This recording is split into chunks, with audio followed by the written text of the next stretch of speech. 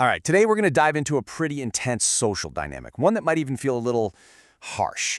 It's all about avoiding the unhappy and unlucky. Yeah, I know how that sounds, but the idea here is that some people are basically walking emotional hazards, and getting too close can completely upend your life.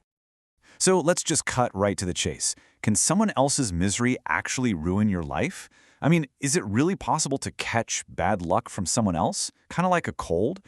The argument we're digging into today says absolutely yes. And we've got one heck of a story to back it up. So let's jump in. We're starting with a section called A Trail of Ruin, and we're about to meet one of the most captivating and, frankly, dangerous characters in history. A woman who seemed to leave a path of sheer destruction wherever she went. Her name was Lola Montez. Now, she was born in Ireland, but she completely reinvented herself as this exotic Spanish dancer. She became a huge celebrity in 19th century Europe. She was mesmerizing, incredibly charismatic, and for the men who got tangled up with her, well, she was basically a human wrecking ball. And I mean, look at this. This isn't just a one-off thing. The pattern is just undeniable. One after another, powerful, successful men get involved with Lola, and boom, their lives just fall apart. It's way too consistent to be a coincidence. Let's start with the first guy, back in 1845. Okay, so victim number one, Alexandre Dujarier. This guy had it all. He was a rich, powerful newspaper owner in Paris. Then he meets Lola. He gets sucked into her whirlwind of drama and everything starts to go wrong. His business tanks, his friends bail on him, and it all ends when he gets into a stupid, drunken argument over her, gets challenged to a duel, and is killed. Just like that. A great life completely snuffed out. You think that's bad? Next up is a literal king. King Ludwig I of Bavaria. He said himself he was bewitched by her. He gave her everything, money, titles, he even let her meddle in politics. The public went nuts. There were riots all over the kingdom, and in the end, Ludwig had to give up his throne. Think about that. She didn't just ruin a man's life, she brought down a king.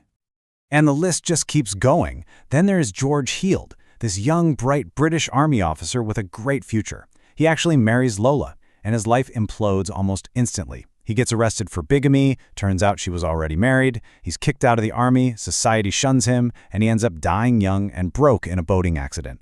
Another promising life just gone.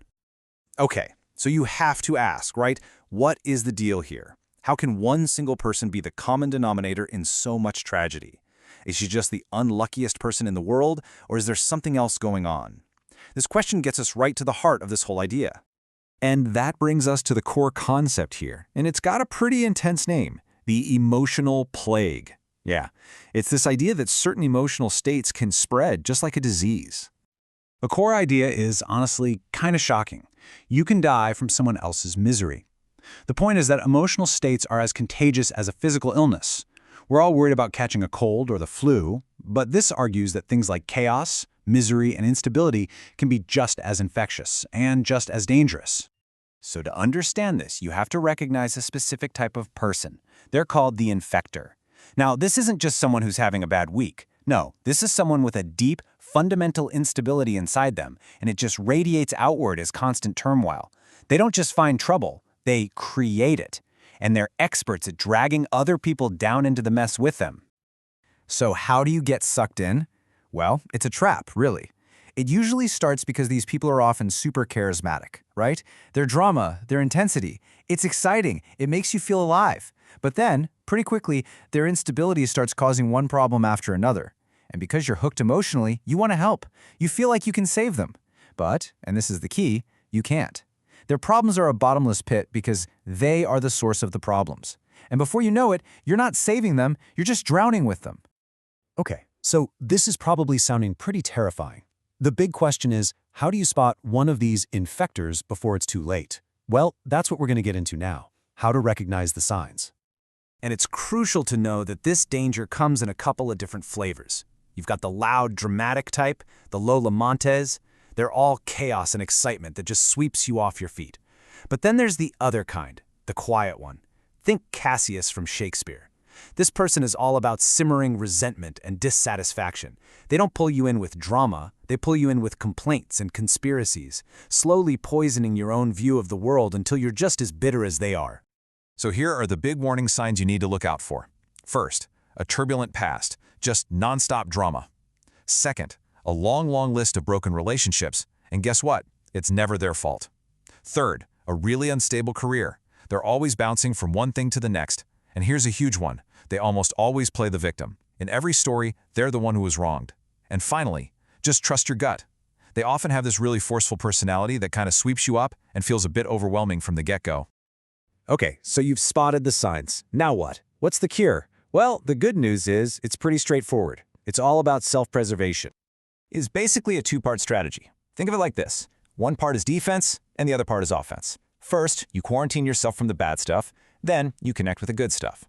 Step 1. Quarantine. And the advice here is, well, it's brutal. Do not argue. Don't try to help them. Do not feel sorry for them. You just have to get away. Flee. Seriously. This isn't about being mean. It's about survival. You can't win this battle, so you don't fight it. But just running away isn't the whole solution. That's where step 2 comes in, connect. This is about actively seeking out the opposite kind of people, the happy, the successful, the generous ones. Because if misery is contagious, guess what? So is happiness, so is success, so is generosity. I love this quote because it flips the whole idea on its head. Associate with the generous, and they will infect you. It's positive infection. When you hang out with generous people, it opens you up. You spend time with happy people, and you start to feel happier. It's about being intentional with who you let into your life, choosing the people who bring out your best, not your worst. So, in the end, this all comes down to a really simple but really hard question you have to ask yourself. Take a look around. Who in your life lifts you up, and who pulls you down? Just recognizing the difference is a huge step, but having the courage to actually do something about it, that could change everything.